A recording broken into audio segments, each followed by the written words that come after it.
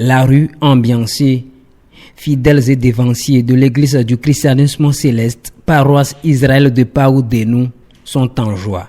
Ils invitent ainsi les habitants de la localité à se joindre à eux afin de célébrer ensemble la fête des moissons sur leur paroisse. Le cortège s'ébranle, sillonne rues et ruelles au rythme de chants et danses avant de s'introduire dans l'église. Ici, la messe démarre.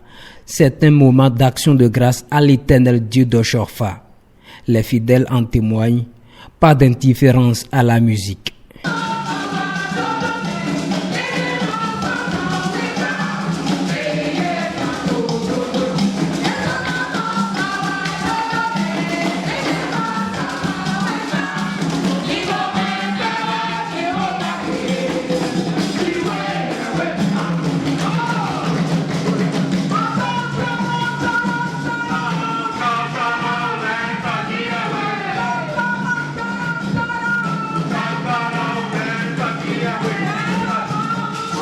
Autour de la vénérable supérieure Maman Oli Isabelle Kenom, les membres de son association La Voix des Visionnaires Internationales.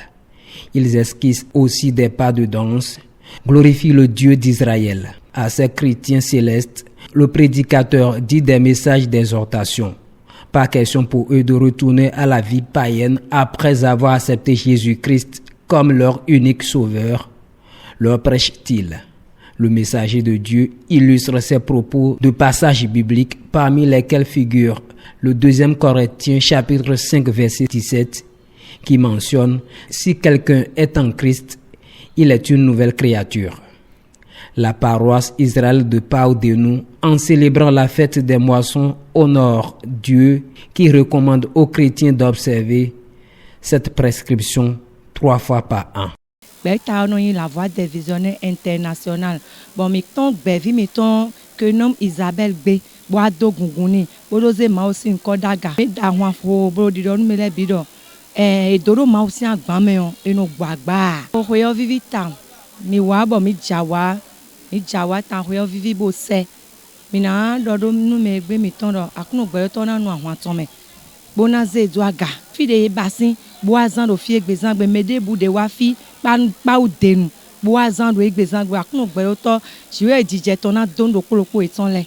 Papa mitan da ho agbadigan we pate no sécurité we do tije we mepo wa atije itan se gbetole wa susu ati sunu meto yon no parce me de dodo ma o sin apo me mo bapo de aze chakiro ko do fi aje fugbe akwede amo hu chakiko ndogbenu orile de wa bo ado gigo okoyo ton kle papa ati me mai oli ati gande de ko pe azale do agun e bo wa fide bude yego simbo wa alogo ma utona kondo yeji mele ina ikweto jijo home bo nde ye glebo wa file nle na vo jelado akruno na yekigo ko mi do mona do se do ime wa gonche gbele o e we no mi na do merci ni ye kaka parce que sunu kumi tome surtout la Voix des Visionnaires Internationales, la force des sans force, la voix des sans voix mi do gbenu me bi bo le na chen yesusu si pouvez we na do susu to da po itolome